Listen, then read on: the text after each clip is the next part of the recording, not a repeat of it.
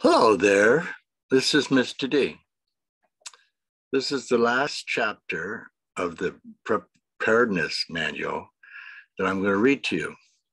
This has to do with resources and final ideas and the conclusion to the book. So let's see what we have here. I'm going to bring it up. Okay, this should be what you have. You will notice other resources. You could go out and you can look at FEMA on www.ready.gov. You can look for Red Cross, Community Services, and the Adventist NADS website and weather.com. Oh, weather.com. I'm familiar with that. And other local organizations like Citizen Emergency Response Team, the Citizen Corp Council, and amateur radios clubs. These are good sources for communication. Now, in our appendix on the conclusion of this, it looks like 5 different things: an ACSDR training system, a local church disaster response coordinator and their duties, people to contact following a disaster, and a family emergency plan information form. That's the form I showed you earlier that it would be good for you to fill out in case you need it. And of course, an ACSDR kit list. Now, what do all these different individual items mean? As you can see, the Adventist Community Service Disaster Response Training goes over the things you should be familiar with. Things like what the basic course covers, this is not the actual class. This is an honor in recognizing the disaster ministry that we have. The preparedness manual will help you be prepared for those catastrophes and disaster.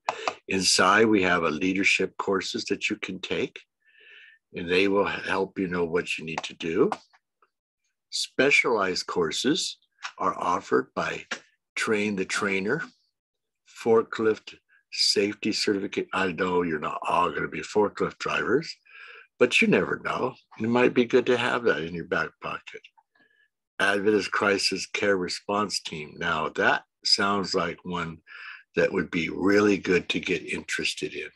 Using the National Organization for Victim Assistance called NOVA and the International Critical Accident Stress Foundation called ICISF models the Adventist Crisis Care Network and trains professionals to provide emotional and spiritual care to the disaster survivors and families and neighbors. That is a really important feature. Youth Empowered Services. Remember, we covered the YE2S? Okay, it says here, through affiliation with North American Division of Seventh-day Adventists, Youth Department, and ACSDR, the YE2S trains youth and young adults ages 15 years and above to serve in a variety of activities such as appropriate disaster response operators, non-disaster related community services and ministry, camp meetings, and special event activities, and even more. The local disaster response coordinator duties. Let me see, let's go back up here a second. Oh, I didn't mention that one up here. So let's go back down. Local disaster responsibility. No, disaster response coordinator's duties. The local disaster response coordinator duties include coordinating the ACSDR training with the conference union, assist in development of local disaster response teams, may serve as a disaster response team leader, schedule and plan local ACSDR meetings and activities, serve on planning and coordinating committees before, during, and after disaster. This is someone really important that you should be considering.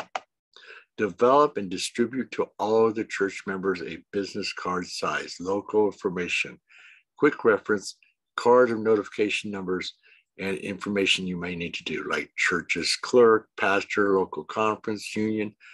I probably would be calling the union conference, but maybe good to have.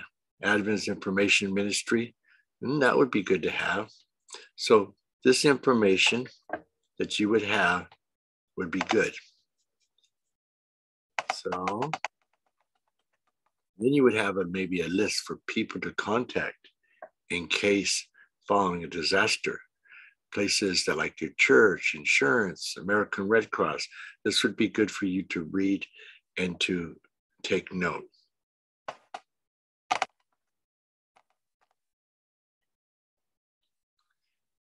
Second here. Okay, the next one.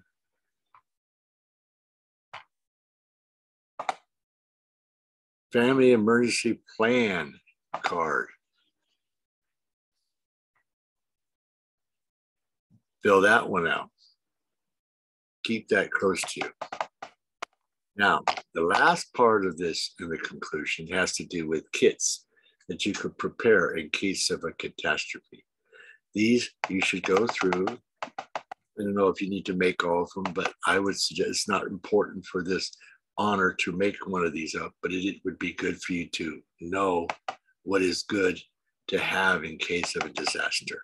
And these kits kind of tell you all the things, like the disaster cooking kit, a clothing you might want to have packed for each individual, household kit.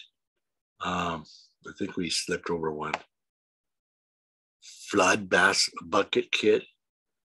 All these different things where, flood area, household, kitchen and startups, personal care kits, school kits. Now, all of these kits that are at the end of this manual are here to help give you a guideline. It might be that some of these kits may not be exactly what you need, but they're good to know. That's what the manual is good for. The manual will help you to know what you might need and what you may not need. And I suggest that you go through it, look at it. If you have any questions, write them down in the worksheet, send them to me, and we'll see what we can do about it. Right now, it's not really high level on the preparation or preparedness manual. It's just an understanding of the basics and making sure that you know what you might need based on different kinds of disasters. That should do it for this chapter, the conclusion and review of the manual. And I think the next thing we'll go is to step 8. And step 8 should be almost to the end. So we'll see you at step 8. God bless.